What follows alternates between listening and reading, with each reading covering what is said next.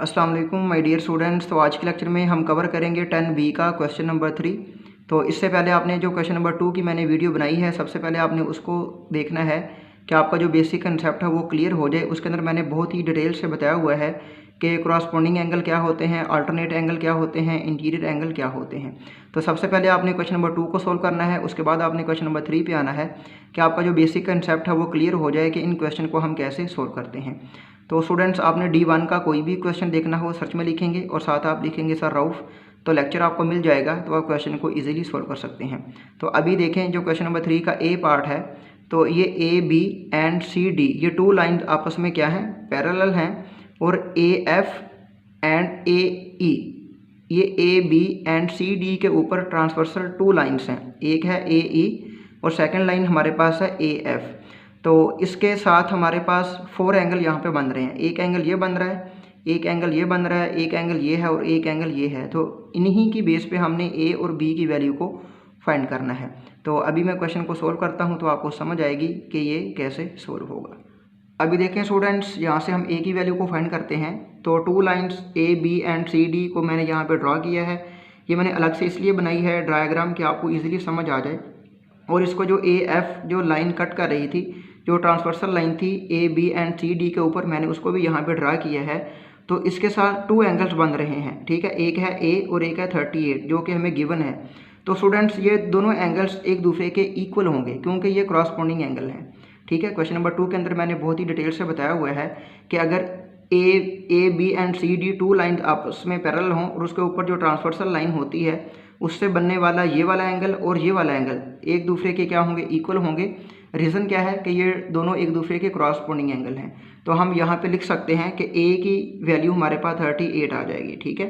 तो हम यहाँ पे लिख देंगे कि A इक्वल होगा ये A डिग्री, ये इक्वल हो जाएगा हमारे पास 38 डिग्री के, ठीक है। रीज़न क्या देंगे आप कि ये दोनों एक दूसरे के क्या हैं, इक्वल हैं। रीज़न ये है कि ये क्रॉसपोंडिंग एंगल हैं। तो साथ आप लिख भी सकते हैं कि ये क्रॉसपोंडिंग एंगल है। तो उसके साथ ही स्टूडेंट्स देखें, अगर मैं यहाँ पे एक और लाइन लगा लेता हूँ इस तरह, ये टू लाइंस आपस में पैरेलल हैं। अब मैं जो AE जो लाइन बन रही है AE, इसको मैं यहाँ पे शो कर रहा हूँ, ठीक है, इस तरह AE मैं यहाँ पे शो कर रहा हूँ। तो अभी देखिए, इसको आपने इग्नोर कर देना है, A को भी इग्नोर कर देना है और 38 को भी आपने इग्नोर कर देना है। अभी देखें, अब क्योंकि जब A और 38 दोनों क्या हैं, क्रॉसपोंडिंग एंगल है, ये इक्वल हैं, तो जो AE से एंगल बनेगा ये वाला एंगल, ये वाला एंगल और ये वाला एंगल, ये भी तो क्रॉसपोंडिंग एंगल होंगे। साफ ज़ाहिर है कि ये भी इक्वल होंगे। अब देखें, इससे जो एंगल बनेगा यहाँ से यहाँ तक टोटल एंगल बनेगा, ठीक है, यहाँ से यहाँ तक ये टोटल एंगल बनेगा। मतलब ये है कि जो A प्लस 30 करेंगे तो हमारे पास ये जो एंगल बनेगा ये 2B के क्या होगा, इक्वल होगा, क्योंकि ये टू लाइन आपस में पैरेलल है ना, AB एंड CD। तो इसके ऊपर जो AE है, जो लाइन है AE, जो AE जो लाइन है, देखें मैंने यहाँ पे लिख दिया है AE जो लाइन है, ये वाला एंगल और ये वाला एंगल दोनों इक्वल होंगे क्योंकि ये क्रॉसपोंडिंग एंगल हैं। तो हम लिख सकते हैं कि A प्लस 30, यहाँ पर हम लिखेंगे A प्लस 30, यानी कि ये टोटल एंगल ये इक्वल होगा इस एंगल के। तो यहाँ पर ये इक्वल आ जाएगा 2B के, ठीक हो गया स्टूडेंट्स, क्योंकि ये क्रॉसपोंडिंग एंगल हैं। तो A की वैल्यू अभी हमने निकाली है, वो कितनी है, 38 है।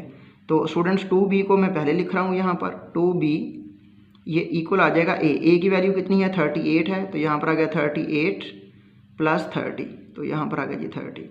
अब इन दोनों वैल्यूज़ को ऐड करें, 8 में 0 ऐड किया तो यहाँ पर आ गया 8, 3 और 3 कितना हो गया जी 6, और ये इक्वल आ गया जी 2B के।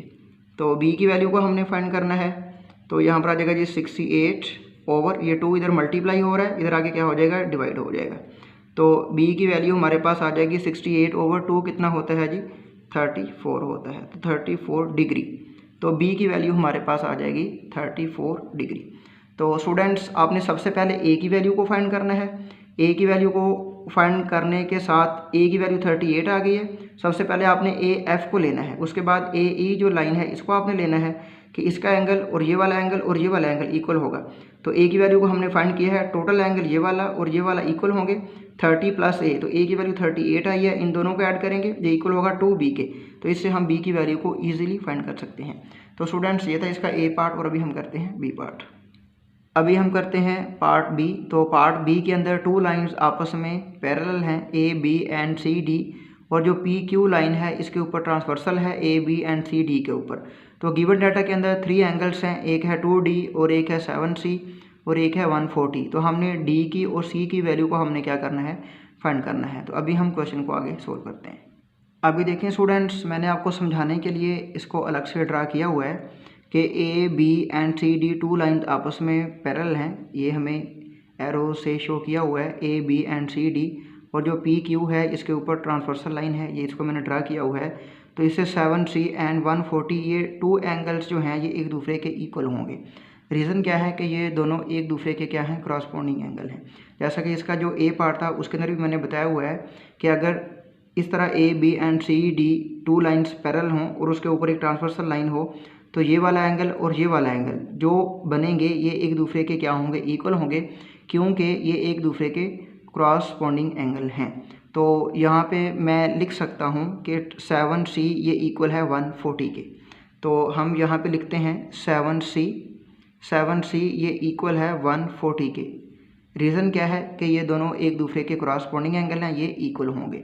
तो C की वैल्यू को अभी हम यहाँ से फाइंड कर सकते हैं कि 140, ये 7 यहाँ पर मल्टीप्लाई हो रहा है, इधर आके क्या हो जाएगा जी, डिवाइड हो जाएगा। तो C की वैल्यू हमारे पास आ जाएगी 7 2 ज़ा 14 ऊपर 0 यानी कि 20 डिग्री। तो C की वैल्यू हमारे पास क्या आ जाएगी जी, 20 डिग्री आ जाएगी। ठीक है, तो अभी हमने जो 2D की वैल्यू में से D की वैल्यू को अभी हमने क्या करना है, फाइंड करना है। तो C की वैल्यू 20 डिग्री आ गई। अभी हम D की वैल्यू को फाइंड करते हैं। अभी स्टूडेंट्स हम D की वैल्यू को फाइंड करते हैं। तो देखें ये A B and C D to lines parallel थी, मैंने यहाँ पे लिखी हैं, और C की वैल्यू को तो हमने फाइंड कर लिया है ना। अभी हमने D की वैल्यू को फाइंड करना है। तो टू एंगल्स हमारे पास बन रहे हैं। ये जो पी क्यू हमारे पास लाइन है, यानी कि ये P है और ये Q है, ये ट्रांसवर्सल लाइन है। तो इससे टू एंगल्स हमारे पास बन रहे हैं। तो ये टू एंगल्स एक दूसरे के क्या हैं, ऑपोजिट हैं, एक ही पॉइंट पे हैं और एक दूसरे के क्या हैं, ऑपोजिट हैं। तो ऑपोजिट एंगल एक दूसरे के इक्वल होते हैं। जैसे ये टू लाइन इस तरह हों, फॉर एग्जांपल इस तरह हों, तो ये वाला एंगल और ये वाला जो एंगल होता है ये एक दूसरे की क्या होता है, इक्वल होता है, क्योंकि ये ऑपोजिट एंगल है। और ये वाला एंगल और ये वाला एंगल एक दूसरे के क्या होगा, इक्वल होगा। ठीक है, इसकी कंडीशन क्या है कि ये एक ही पॉइंट के ऊपर होने चाहिए। तो आप देख सकते हैं कि ये जो पॉइंट्स है इसके ऊपर ये टू एंगल्स बन रहे हैं, तो ये एक दूसरे के क्या हैं, ऑपोजिट एंगल होंगे। तो 2D ये इक्वल होगा 7C से। तो हम यहाँ पे लिख सकते हैं कि 2D ये इक्वल होगा 7C के। ठीक हो गया। तो स्टूडेंट्स अभी हमने C की वैल्यू को भी फाइंड किया है। या तो आप यहाँ पे C की वैल्यू पुट कर दें, उसको 7 से मल्टीप्लाई कर दें तो 140 ही आएगा। यह 7C ये इक्वल है 140 के, अभी हमने फाइंड किया है। इसका जो जब हमने C की वैल्यू को फाइंड किया है तो 7C ये इक्वल है 140 की, अभी हमने प्रूफ किया है। तो हम यहाँ पे लिख सकते हैं कि 2D ये इक्वल है 7C इक्वल 140 की है ना। तो 7C की जगह पे हम 140 को रिप्लेस कर सकते हैं। तो 7C की जगह पे अभी हम लिखते हैं 140। या तो आप C की वैल्यू को भी यहाँ पे पुट कर सकते हैं, C को 7 से मल्टीप्लाई करें तो 140 ही आएगा। ठीक है, तो यहाँ पर डायरेक्ट 140 ही लिख दें। तो हमने D की वैल्यू को फाइंड करना है ना। तो D की वैल्यू हमारे पास आ जाएगी जी 140। ये 2 यहाँ पर मल्टीप्लाई हो रहा है, यहाँ पर आके क्या हो जाएगा जी, डिवाइड हो जाएगा। तो D की वैल्यू हमारे पास आ जाएगी 2 7 14 और यहाँ पर आ जाएगा जी 0। तो ये हमारे पास आ जाएगा जी D की वैल्यू हमारे पास आ जाएगी 70 डिग्री। तो स्टूडेंट्स हमने C की वैल्यू को भी फाइंड कर लिया है और D की वैल्यू को भी फाइंड कर लिया है। तो जब हमने C की वैल्यू को फाइंड किया है तो ये टू एंगल्स एक दूसरे के क्या हैं, क्रॉसपोंडिंग एंगल हैं। और जब हमने D की वैल्यू को फाइंड किया है तो ये टू एंगल्स एक दूसरे के क्या हैं, ऑपोजिट एंगल हैं। तो इससे हमने C की और D की वैल्यू को फाइंड किया है। तो अभी हम इसका नेक्स्ट जो पार्ट है उसको सोल्व करते हैं। अभी स्टूडेंट्स हम करते हैं C पार्ट। तो C पार्ट के अंदर भी टू लाइंस आपस में क्या है, पैरेलल हैं, यानी A B and C D। ठीक है, और हमने E की वैल्यू को यहाँ से क्या करना है, फाइंड करना है। तो देख सकते हैं students A B and C D two line आपस में पैरेलल हैं और P Q इसके ऊपर एक ट्रांसवर्सल लाइन है। तो ये वाला एंगल और ये वाला एंगल ये P Q के क्या हैं, इंटीरियर एंगल हैं। तो हम जानते हैं कि जो अंदर ही बनते हैं और एक ही साइड पे बनते हैं तो वो एंगल एक दूसरे के क्या होते हैं, इंटीरियर एंगल होते हैं। तो हम ये भी जानते हैं, जो कि हमने क्वेश्चन नंबर 2 के अंदर बहुत ही डिटेल से मैंने डायग्राम के साथ आपको समझाया था, कि जो इंटीरियर एंगल होते हैं इनका जो सम होता है वो इक्वल होता है 180 के। यानी कि ये वाला एंगल और ये वाला एंगल, इन दोनों का सम किसके इक्वल होगा? 180 के। ये वाला एंगल और ये वाला एंगल, इन दोनों का सम किसके इक्वल होगा? 180 के इक्वल होगा, क्योंकि ये 2 एंगल्स क्या हैं? इंटीरियर एंगल हैं। तो ये इन 2 लाइंस के अंदर ही बन रहे हैं, इसको हम बोलते हैं इंटीरियर एंगल। तो स्टूडेंट 7E + 3E ये इक्वल होगा 180 के। अभी मैं सोल्व करता हूं तो आपको समझ आएगी कि E की वैल्यू को हम कैसे फाइंड करेंगे। स्टूडेंट्स 7E + 3E ये इक्वल होगा 180 के, क्योंकि ये इंटीरियर एंगल हैं। तो इससे हम E की वैल्यू को फाइंड कर सकते हैं। तो ये 7E + 3E ये इक्वल होगा 180 के। रीज़न क्या है कि ये दोनों एंगल्स क्या हैं? इंटीरियर एंगल हैं। तो 7E + 3E, 7 और 3 कितना हो जाएगा? 10। तो यहाँ पर आ जाएगा जी 10E, ये इक्वल आ जाएगा जी 180 के। तो हमने E की वैल्यू को फाइंड करना है ना, तो यहाँ पर आ जाएगा जी 180। ये 10 यहाँ पर मल्टीप्लाई हो रहा है, यहाँ पर क्या हो गया जी? डिवाइड हो गया। ये 0 से ये 0 कैंसिल, तो E की वैल्यू हमारे पास आ जाएगी जी 18। तो E की वैल्यू आ जाएगी हमारे पास 18 डिग्री। तो E की वैल्यू को ही हमने यहाँ से फाइंड करना था। तो स्टूडेंट्स उम्मीद है कि आपको इन तीनों पार्ट्स की समझ आई होगी। अभी हम नेक्स्ट पार्ट को सोल्व करते हैं। अभी हम करते हैं डी पार्ट, जो कि क्वेश्चन नंबर 3 का लास्ट पार्ट है। तो देखें स्टूडेंट्स, इसके अंदर भी AB एंड CD 2 लाइन आपस में पैरेलल हैं और PQ इसके ऊपर ट्रांसवर्सल लाइन है। तो 2 एंगल्स हमारे पास गिवन है, एक है 2F + 6 और सेकंड जो एंगल है वो है 3F - 23। तो यहाँ से हमने F की वैल्यू को फाइंड करना है। तो सबसे पहले हमने देखना ये है कि ये दोनों एंगल्स का रिलेशन आपस में क्या है। तो ये स्टूडेंट्स एक दूसरे के क्या है? अल्टरनेट एंगल हैं। अगर तो ये वाला एंगल इधर होता तो ये इंटीरियर एंगल बन जाते और इन दोनों का सम किसके इक्वल होता? 180 के। तो हम F की वैल्यू को फाइंड कर सकते थे। लेकिन यहाँ पर ये वाला एंगल और ये वाला एंगल एक दूसरे के क्या होंगे? इक्वल होंगे, क्योंकि ये अल्टरनेट एंगल हैं। तो स्टूडेंट्स आपने सबसे पहले डेफिनेशंस जो है ना वो याद करनी है कि क्रॉसपोंडिंग एंगल क्या होता है, अल्टरनेट एंगल क्या होता है, इंटीरियर एंगल क्या होता है, उसकी जो रीजंस हैं वो आपने याद करनी है।